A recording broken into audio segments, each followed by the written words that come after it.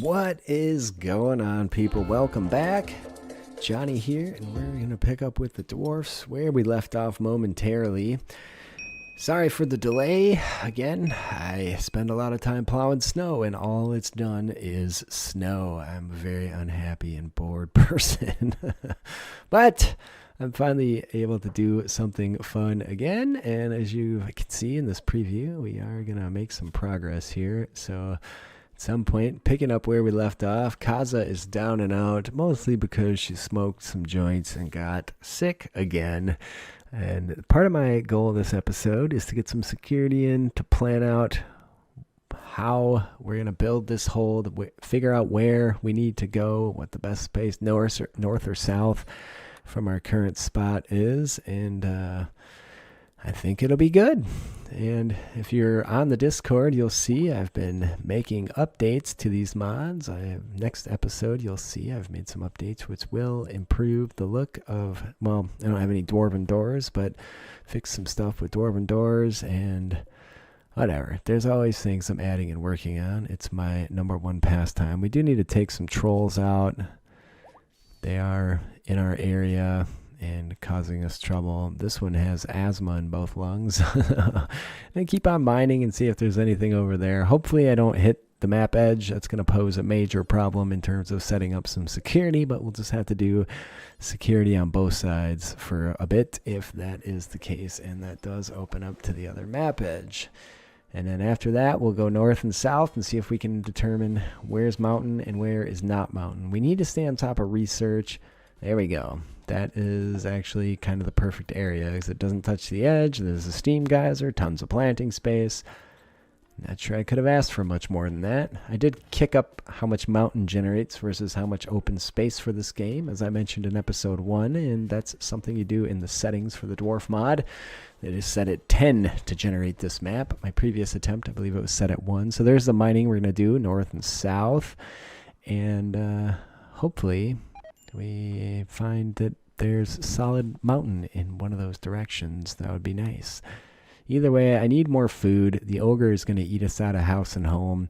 We're still getting by just picking up the leavings from the predators on the map. Nobody is really doing any hunting, none of our folks, so that's just fine.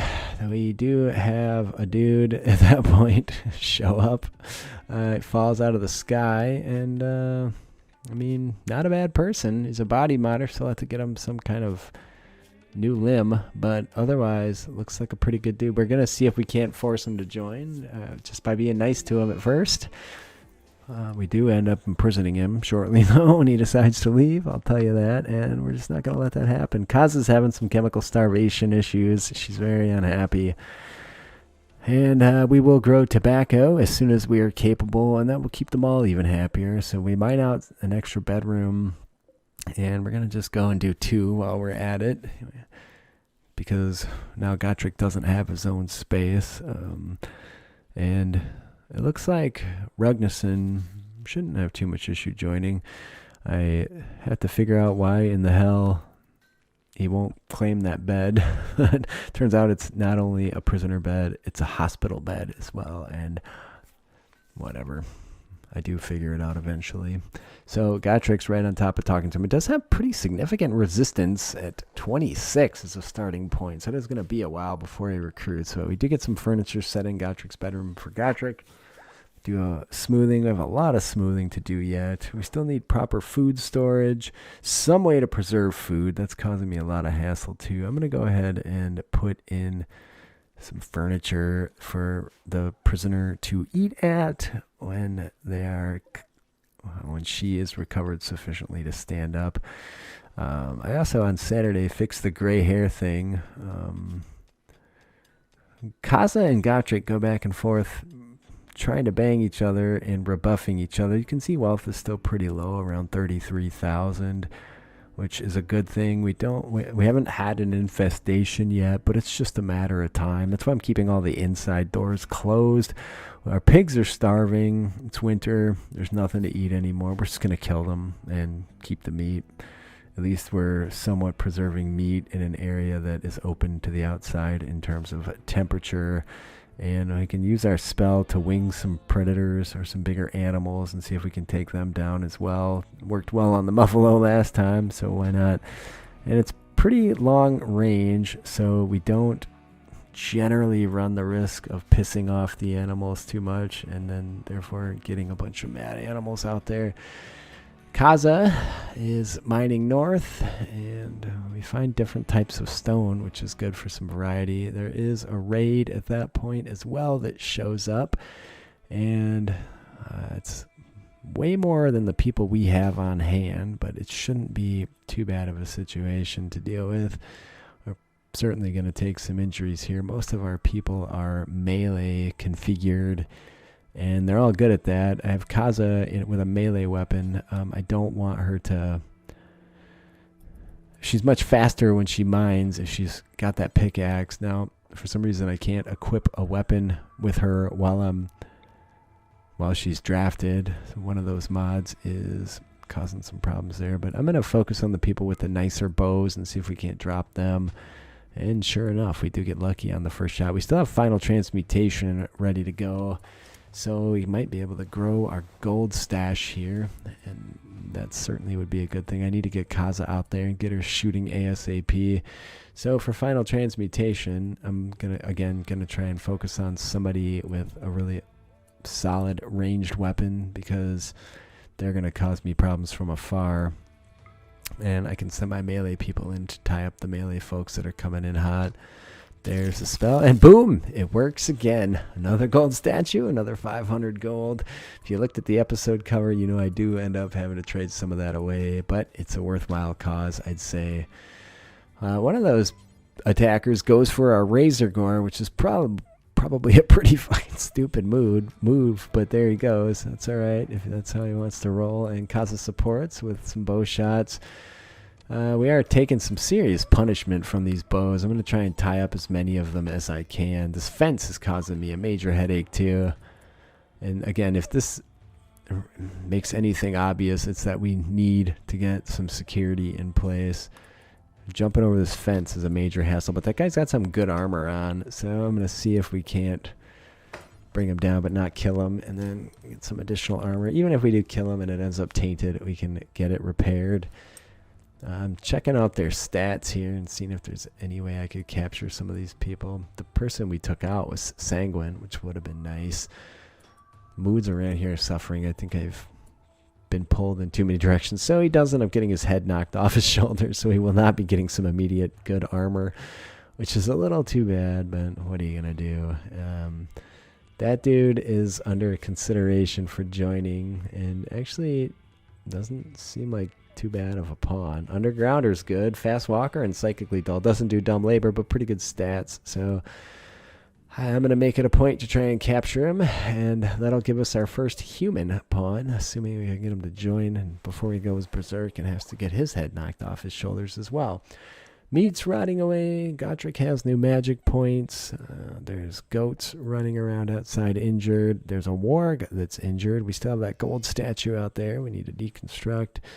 Headless carcasses later in. We do find some ancient walls inside the mountain, but there's no indication that they come from like an ancient danger, so we'll just have to deconstruct them. And it doesn't take Chaco long to go mad, so I send Gotrik in to see what he can do about dropping that fool. I wish there was like a nice melee attack, like give him everything, or just take her easy on him. But unfortunately we don't do any permanent injuries straight away, so we'll just do what we can. And at that point we get the critters start going mad. There's some saber tusks coming after us. We do end up having to flee to the safety of the inside, although we can still see what we can do about nailing them with ranged weaponry in the form of magic.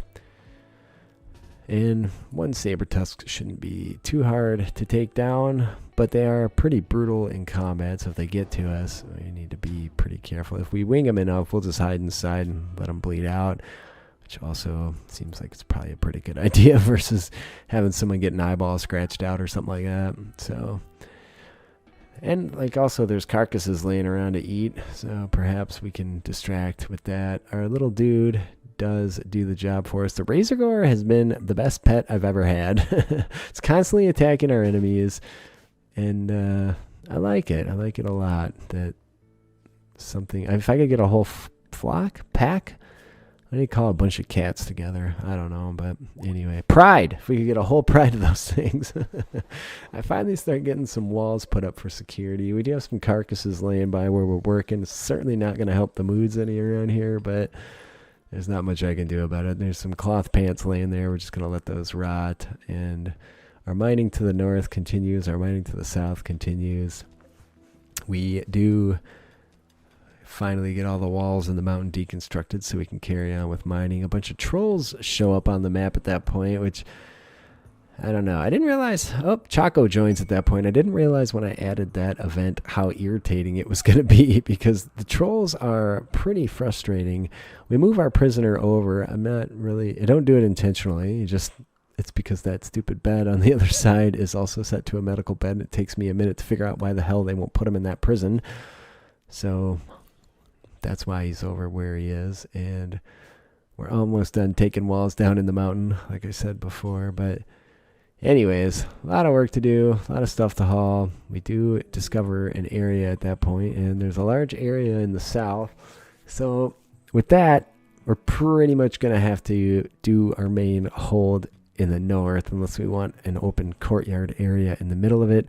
But it seems to me dwarfs wouldn't overly appreciate that. So I do start mining resources, and at some point I'm going to cancel those. We have too much crap laying around already, and I guess it's either build shelves, which isn't a big deal, or just stop mining crap we don't need right now, because that's extra labor and extra stuff sitting around taking up space.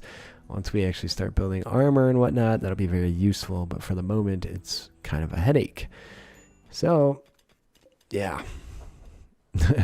We have iron, we have copper, we have steel, and we are working on Chaco's bedroom. Gotrik's bedroom was finished. Rugnason is ready to go. Rare Thrumbos show up at that point. I don't overly want those guys coming in, so I close the exterior door. We still have to put up some traps, and there's some decent food laying around in the form of animals that predators have dropped. You can see the trolls are on a real rampage. I wish they'd take out some bears or something. That'd be kind of fun, but regardless, beggars can't be choosers here. So we do have a decent amount of meat. It is spring and it's warming up, so our food is not going to keep again the way it was through the winter. So if we could just get a freezing statue, it'd save me all the trouble of dealing with food preservation.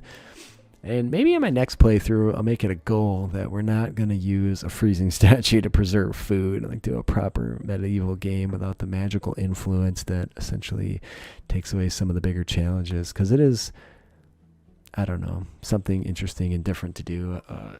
We do get some nutrient paste falling out of the sky, but going through all the food preservation steps keeps you on your toes. But also, I mean, you do need veggies, you do need meat, but there's ways to make sure it stays around forever, and then you can use, not forever, but half a year to a year, and then you can use it in meals just fine. So our security is in place. Continue mining north and south to see what we can find.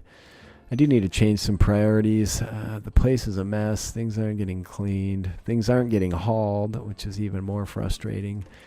And we are planting like crazy too. There's more copper nearby. Nutrient paste all rots away, so nobody eats a single one of those meals. I should have changed it and made them eat those. We do find some berries, but there's only 2 berry bushes. We're going to move the animals to the south. It doesn't make sense to keep them where they are up front, where they're at risk, because at some point I'm hoping we can get a massive amount of these goats built up, and then we can just have goat meat all the time. I'm going to cancel the mining to the north. I think we've established that's the best direction to go at this point. And it's about time we start making some area to store and keep food. One of the saber tusks battles a muffalo at that point and wins. Does take some decent damage, but not a ton. There's also a Chaos Warhound there. So resistance on Rugnason has dropped significantly, about 21 and a half points. So we're getting there on that recruitment. The animals are moved to the south. We do find another large open area that fortunately doesn't touch the map edge. So that's fantastic. So we can pretty much control where people come on. And it's at that point that we do get a Empire Wizard Caravan showing up, which is a potentially good thing because they should have a lot of magic items. And we're desperately seeking a way to preserve our food. So I'm going to send somebody out there to do some talking straight away. But again, I have to find somebody well capable of talking. You can see it's not the people I'd like it to be. So we're going to sell troll hearts.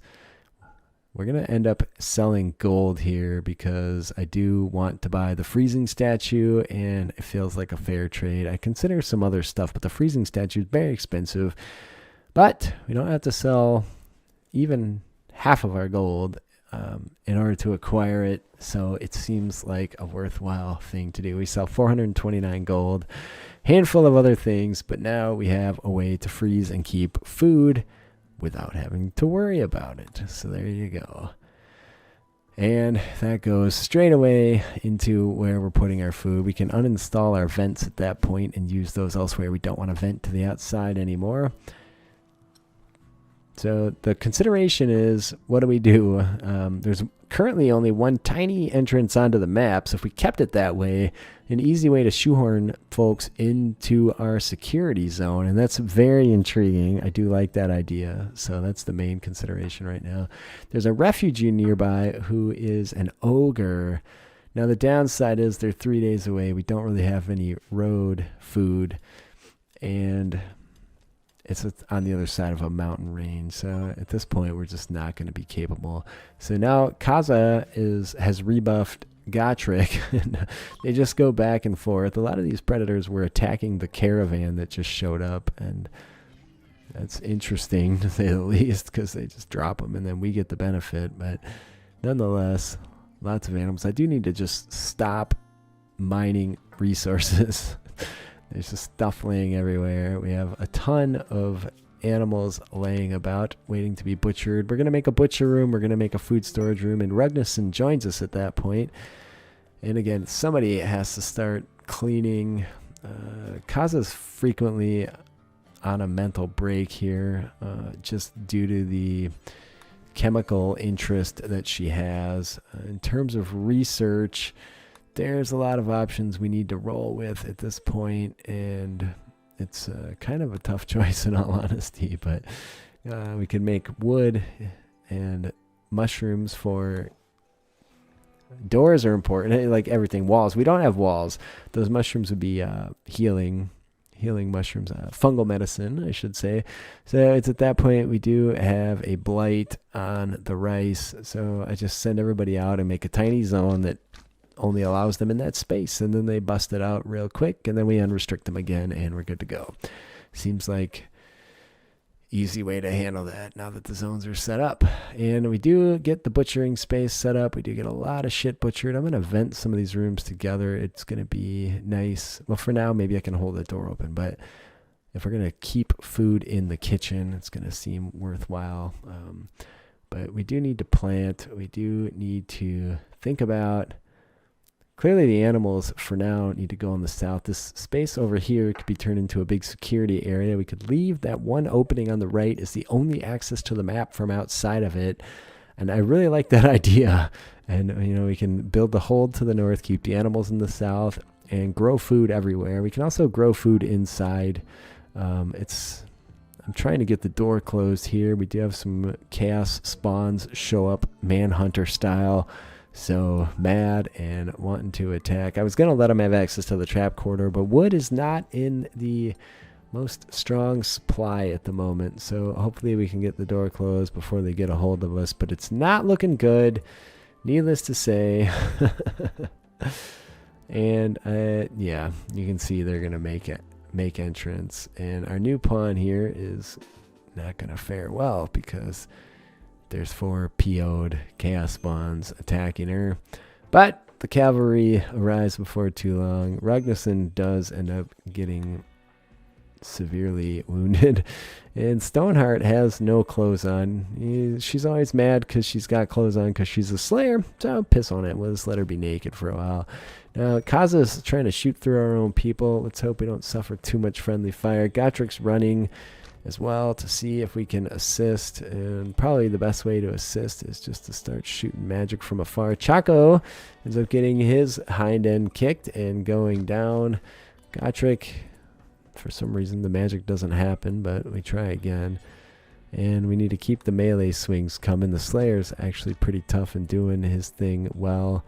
Everybody focus on the Slayer, and it shouldn't be long before we have to get our own people picked up and rescued.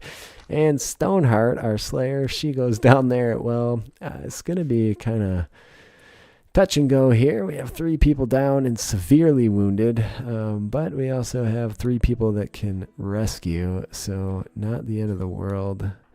And we do end up getting everybody in and tended. Fortunately, I've been purchasing medicine as people show up with it. I haven't been buying a lot of it, but I have been buying enough just to keep us with a decent stash. Chaco recovers, Ragnarsson recovers at that point. And I'm liking all this space. I really like the tweaks I made that made the map more mountainy and less open. So that's been nice too. You can see there's still a fair amount of predators and a decent amount of prey, and dwarfs show up at that point. So we start selling all the textiles we have. We just don't need it. There's troll hearts. I do buy some medicine. Again, we have some clothing we don't want. And we do need to end up buying something. So I buy a few little bits of furniture, since some nice furniture wouldn't be a bad thing to have. And it also is very time consuming to build those dwarven chairs. So for now, though, that's going to be it. The trolls are mad, but the caravan will deal with them. That is just fine. They keep attacking the caravan animals. So the dwarves, don't hesitate to take them out. Please leave me a like if you are enjoying. Leave me a comment. I do read them all. I do respond. I also very much appreciate you guys being here. Again, sorry for the delay. I'm doing my best to keep these coming every 2-3 days. At 5 hours per episode, though, when I'm out all day sitting in a car and have very young children at home, there's not much I can do when I get home except deal with the little guys. So, yeah, what a fun time. I love you guys, and I'll see ya.